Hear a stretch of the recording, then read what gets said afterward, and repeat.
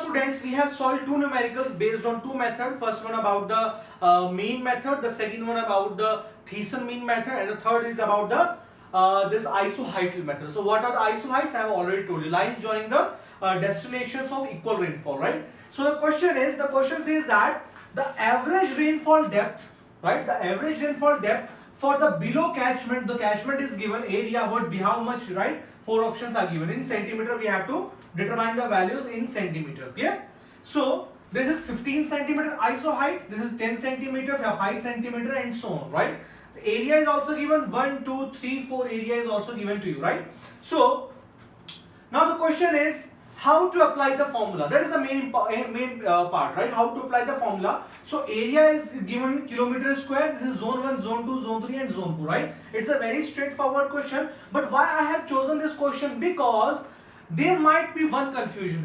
What is the confusion? When I taught you about the concept, this is the formula which I gave to you. That is the mean precipitation is given by A1 into P1 plus P2 divided by 2 and so on, right? Now the question is, sir, how to apply this formula? It is very simple. So P bar will be equal to A1. How much is A1 for zone 1? For zone 1 it is 40 kilometer square, right? Into P1 plus P2. Now this is important. That is why I have chosen this question, right? Because this iso height, it goes from the, you can say from the contour, or from the, you can say the catchment area, right? Now I told you that the P1 plus P2, it means the area between two iso heights. But here this area, it has only one iso height, that is 15 centimeter. There is no such other iso height here.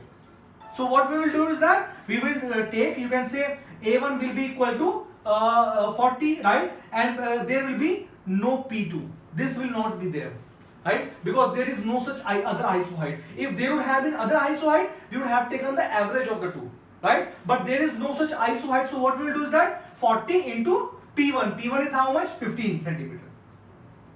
Now let's come to the second part. Now this second part is between 15 centimeter iso height and 10 centimeter iso height. So what we have to do is that we have to take the average precipitation for this area, right? So this area is A2 is 80.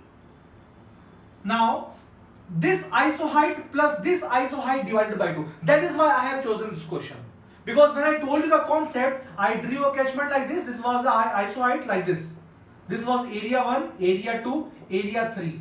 And another iso height, you guys, right? So it was a very easy. P1 plus P2 divided by 2 into this area, plus P2 plus P3 divided by 2 into this area, plus P3 into P3 plus P4 divided by 2 into this area. It was an easy question. But the thing is that if the situation is like this, then what you have to do, you don't have to take the average then. Then it was simple, right? Now for this you can say area zone 2, it is in between 15 centimeter iso height and 10 centimeter iso height. So this will be 15 plus 10 divided by 2 plus, clear? Now this zone 3 is in between 10 centimeter and 5 centimeter iso height. So the area of zone 3 is how much? 70.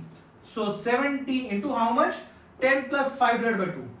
10 plus 5 divided by 2. Now again for zone 4. Now there is no other iso height. It means the area it has, you can say only one iso height near to it, that is 5 centimeter iso height. So area 4 is 50. So 50 into 5 plus 50 into 5 divided by the total area. How much is total area? This is 15 plus 5, 20, 240 kilometers square. Right? Again I am checking. 150 plus 50, 200, and plus 40, 240 kilometers square. Right? So how much the answer would be? So the answer would be, let me calculate how much it would be coming. A lot of you would have already got the answer, right?